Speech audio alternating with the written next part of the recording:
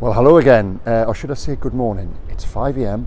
and I'm at Newcastle Airport and I'm about to set off on a little bit of a European footballing odyssey. Now, the two matches I'm going to go to over the course of the next 4 days, I'm guessing there's every chance Newcastle United could be playing European football at either of those next season. Should the first one be the Europa League perhaps, or the second destination more likely to be the Champions League. Anyway, I'm not going to tell you where. I want you to piece together the clues and see if you can work it out. Put your answers below the line. See you shortly. Well, clue number one, departures board. Might be a direct flight, might be a connection. Vluchthaven Amsterdam wil Nederland blijft alsjeblieft nog even zitten. Zodra het van je stoel vast wordt uit.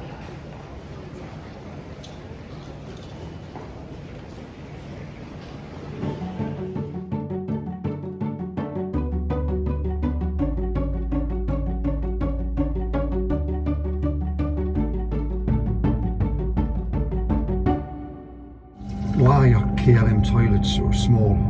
Jaap Stam was a big Dutch man, after all.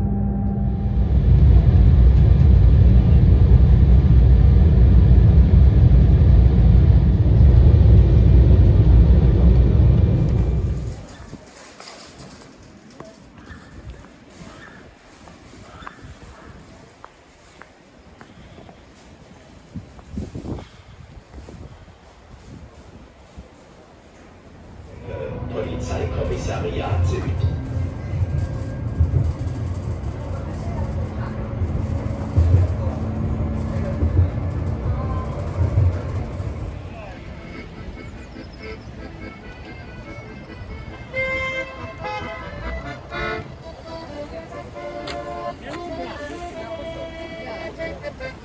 Das haben Sie mal zugeschickt.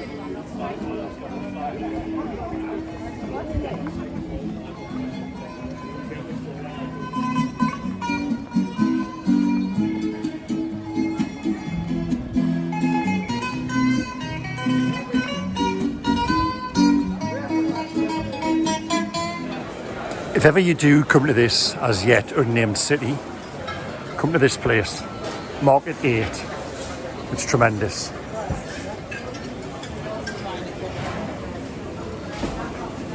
Although saying that, it's no Granger Market.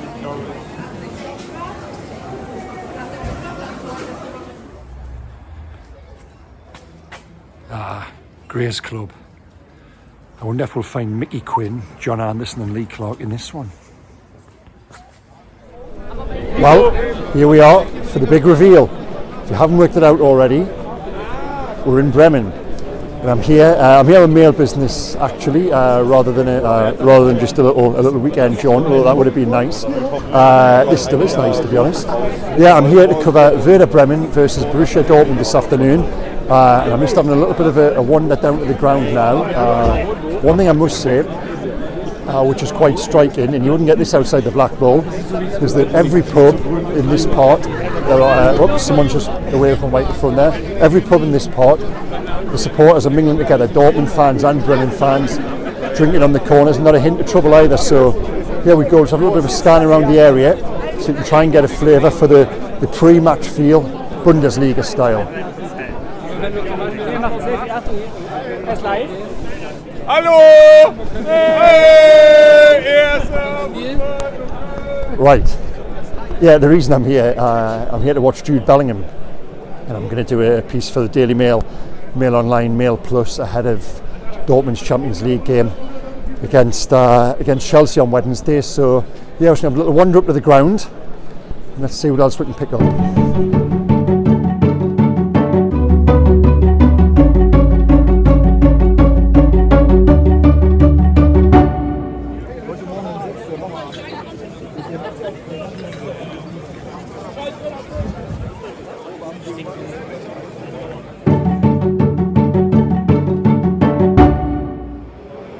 It's not really the day for it, but I'm told in the summer this place is full of fans having a swim before the game.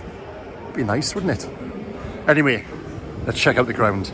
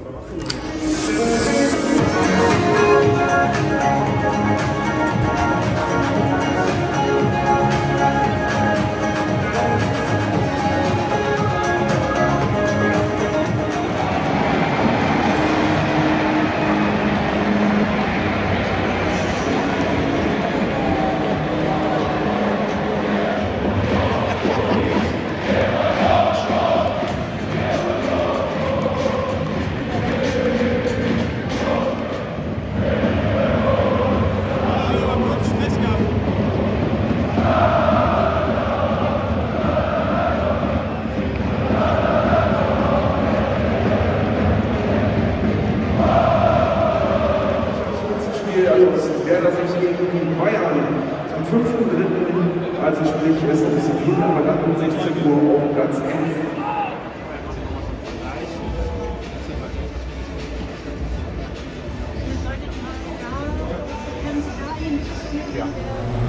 That was the Wester Stadion. What a place to watch football. You know, we shouldn't have bank holiday weekends in England. They should give us all a German football weekend, and you should be obliged once a year to come out here and enjoy your football. Pre-match, you know, I showed you the video there before, didn't I, walking through the supporters just mixing together.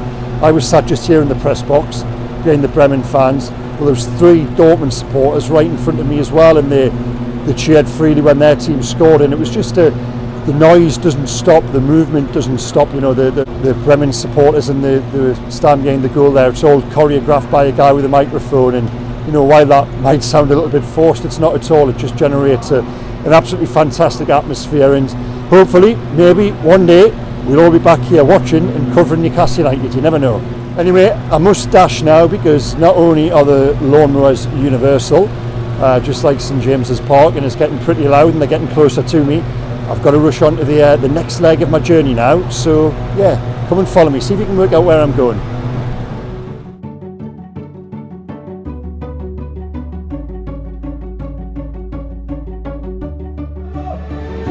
Actually, let's put another little stopover in. Let's go to Dortmund. Well, a hotel room in Dortmund. I always remember being in a hotel with my dad in Milan when I was younger, and yeah, taking great comfort from the Italian version of Match for the Day being on the television. Well, yeah, here's the German equivalent, and yeah, it's good. Okay, see you in the morning. Well, good morning from Dortmund. Unlike the UK, Germany shuts on a Sunday. Let's see if we can find a football stadium.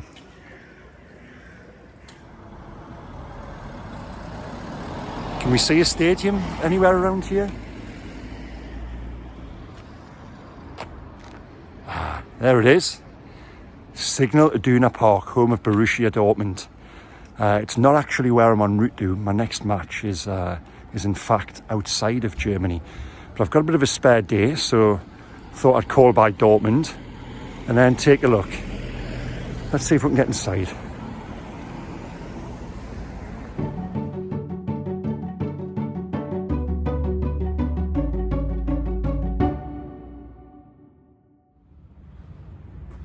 That was easier than I thought. Right, let's see where we end up. Well, there's grass, that's encouraging.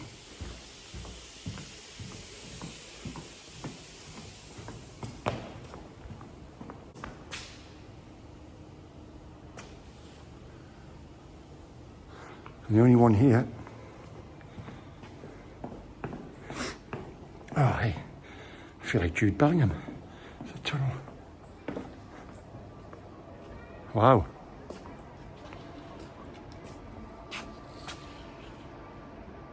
There we go. Imagine here full. And there's the yellow wall. Looking decidedly black this morning. So here is the famous yellow wall. And this is the view from it. And just here, over my shoulder, is the construction where the guy who choreographs the ultras stands. I might leave a request. I wonder if he does blading races. First time I've seen this, a little pod, a little fan bank for 2 lucky fans to watch the game from every week. Imagine that view.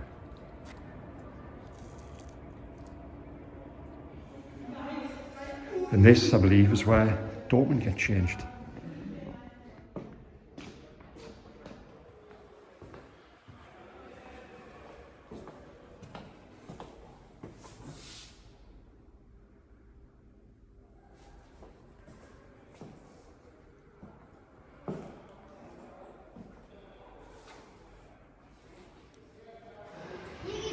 And this is the walk that Jude Bellingham, Erling Haaland before him, Karl-Heinz Rieder, Matthias Sammer, Paul Lambert, they would have taken after leaving the dressing room and heading into the tunnel.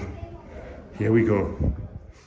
A quick interruption at this point. Now, when I posted some of this video at the Mail earlier this week, a certain Paul Lambert got in touch to say that he'd enjoyed it, and it brought back a lot of memories. He also sent me that brilliant pic of him and Jude. Now, Paul also said he's looking forward to this video. So there you have it, guys, our YouTube channel, the home of Champions League winners. We're in good company.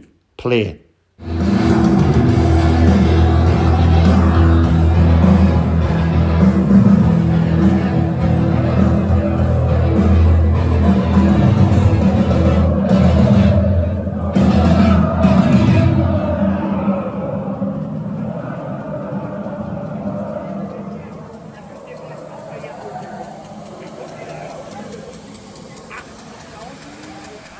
Well, I hope you enjoyed that as much as I did.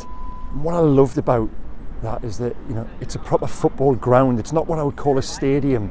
It's got so much character and uniqueness to it. And one of my big criticisms, especially in recent years of major tournaments and World Cups in particular, has been that every venue has almost felt the same. You know, Stadium X, the world's biggest Meccano set.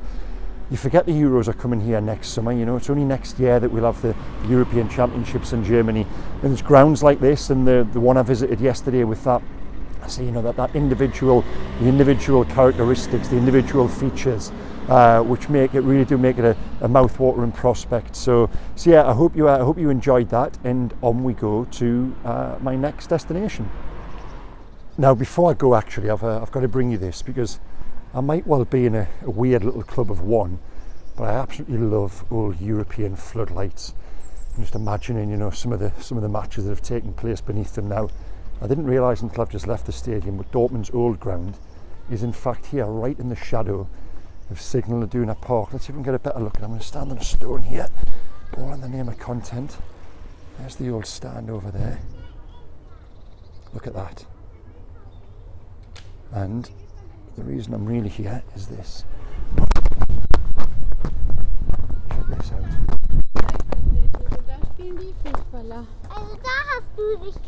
Look at that beauty.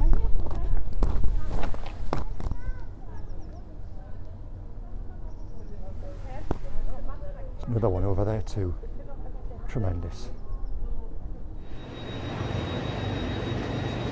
Next stop, Düsseldorf Airport. My dearest Brenda.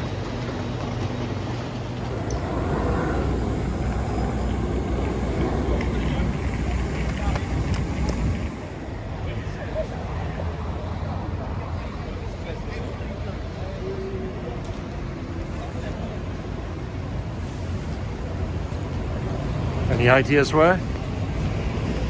Well, check out my hotel room. I don't know whether to be intimidated or enchanted by this place. Anyway, I'm going to go and check the wardrobe for a lion and a witch.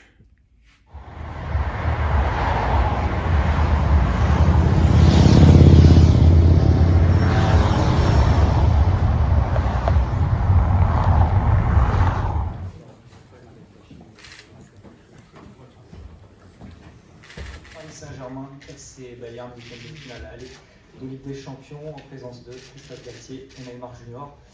Dans un premier temps, merci.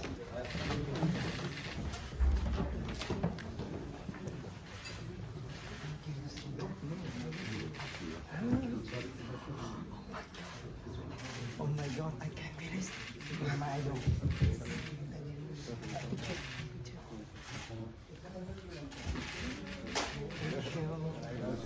These pre-match press conferences, I have to be honest, are normally pretty dry affairs. Match day -1, as UEFA affectionately dubs them.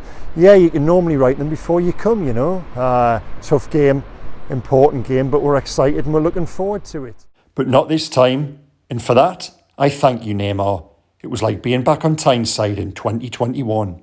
Now, to give a little bit of context, Paris Saint-Germain have lost 4 games now since the turn of the year, 2 in the space of the past 5 days, and the sporting director Louis Compas, according to the report in L'Equipe, stormed into the dressing room on full time and accused the players of lacking aggression. Now, Neymar and his Brazilian compatriot Marquinhos took exception to this, and what unfolded was a was a pretty heated exchange. Neymar confirmed this, but which was great for us. Wonderful copy, but he then had his very own Steve Bruce moment where he launched the hunt for the mole.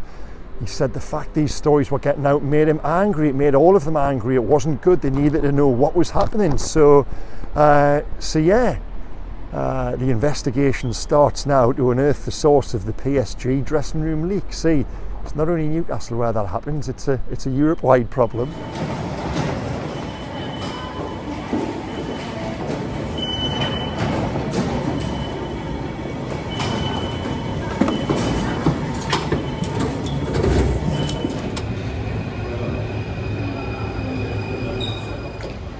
Well, have you worked out where I am yet? There's been one or two clues, hasn't there? Here we are. Match day. Parisian style.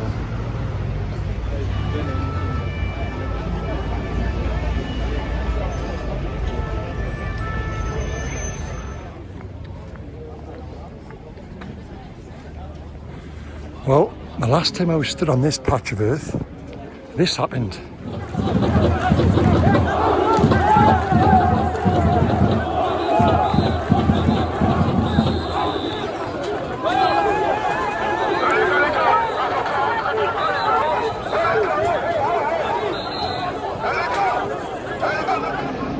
J'espère que ça va, tout va bien se passer pour nous et pour avoir la confiance aussi pour He hopes that Messi can continue that streak that he has against German teams and against Bayern Munich.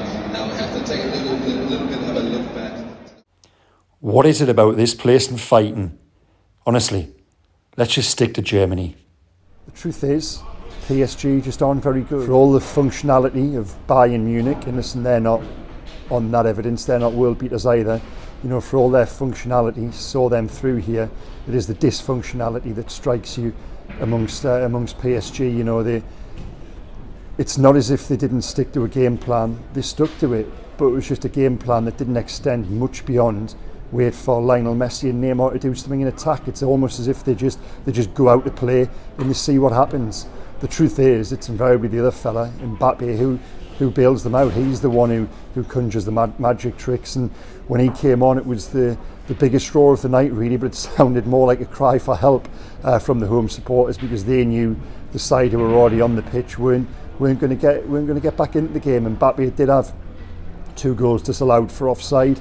I must admit, the second of those late on, you know, you shouldn't really say this, but I probably was rather relieved that it was chalked out just as the teams were lined up to start again. The reason being, my report was gone, it was filed, and it would have meant having to recall it and doing what we call in the trade a little bit of a rewrite. But and with that, I bade farewell to Paris and jumped on a Eurostar to London, King's Cross and home. As I wondered at the top of this video, will we be back next season covering Newcastle in the Champions League? I'd much rather it was Germany than France, truth be told. But first, Eddie Howe has to get them there. As Dagmar once said, will it be the Rhine or the Tyne? To be honest, I've got every confidence you guys will be using this video as a travel guide next year. If so, check out Mitch Schmacker's, this Dortmund-themed pub near the ground. Wunderbar, as they say. Anyway, before all of that, we'll be back in the capital a week on Sunday, won't we? Safe travels, guys.